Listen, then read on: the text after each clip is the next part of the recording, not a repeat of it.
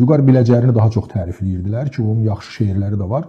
Burada bir incə məqam var ki, yaxşı bir şair, ədəbiyyatın nə olduğunu ciddi anlayan bir şair heç vaxt ömrünü meyxanaya həsr eləməz. Heç vaxt. Mümkün olan bir şey deyil ki, sənətin, ədəbiyyatın, əsl şeirin nə olduğunu bilən adam bütün həyatını meyxanaya həsr eləsin. O, çətinlikdə yaşaya bilər, lap ac qala bilər, yenə onu eləməz. Çünki ciddi şeirlə meyxana arasında məsafə yox, uçurumlar var. Və mən bu vəsilədən çıxış eləyib, rəhmətli, yenə deyirəm, Allah rəhmət eləsin ölənlərin hamısına, mənim onların şəxsiyyətinə heç bir sözüm yoxdur, hamısına da hörmətim var.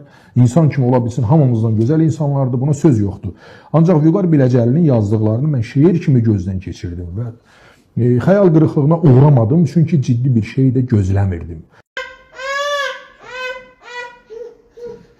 Əziz qardaşlar, dəyərli bacılar, bildiyiniz kimi Mirəy balamız üçün aylardır mübarizə aparırıq. Onu həyatda saxlamaq üçün əlimizdən gələni edirik. Nəyimiz var satmışıq, borclar götürmüşük, amma artıq borc da tapa bilmirik. Ona görə hər birinizdən dəstək olmağı rica edirəm.